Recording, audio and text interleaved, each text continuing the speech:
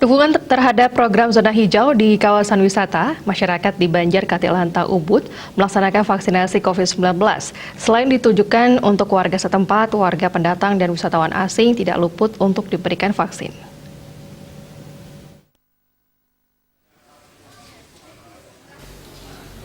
Vaksinasi COVID-19 bagi masyarakat merupakan program pemerintah dalam rangka menuju Ubud menjadi zona hijau seiring rencana destinasi wisata Ubud akan dibuka. Hal ini mendapat dukungan dari warga Banjar Katiklantang yang berada di kawasan wisata Ubud Gianyar.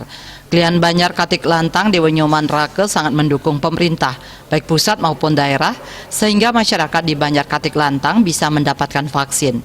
Menurutnya, vaksinasi COVID-19 sangat bermanfaat bagi masyarakat Ubud, terlebih Ubud banyak dikunjungi wisatawan mancanegara. Ubud sebagai daerah pariwisata harus mempersiapkan diri dengan vaksinasi. Masyarakatnya termasuk dalam pelaksanaan protokol kesehatan yang sangat ketat. Masyarakat Ubud sangat menaruh harapan agar pariwisata segera bisa dibuka sehingga pertumbuhan ekonomi kembali bangkit. Pelaksanaan vaksinasi ini dilakukan secara bergelombang dengan pengawasan pecalang dan pihak kepolisian. Hal ini bertujuan untuk menghindari masyarakat berkerumun. Manfaatnya sangat besar sekali, terutama kepada masyarakat saya di Banjar Katilantar khususnya dan Ubud pada umumnya yang akan menuju zona hijau. Nah, harapan saya pariwisata agar segera bisa masuk seperti dahulu lagi, dan juga penghasilan warga di Tiang kembali seperti semula, dan juga kepada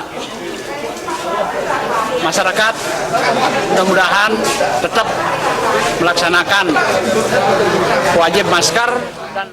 Dari 650 jumlah warga yang divaksin, tidak semua bisa diberikan vaksin lantaran tidak memenuhi standar kesehatan dan mengidap penyakit. Di samping itu, warga pendatang termasuk wisatawan asing yang tinggal di Banjar Katiklantang juga mendapatkan vaksin.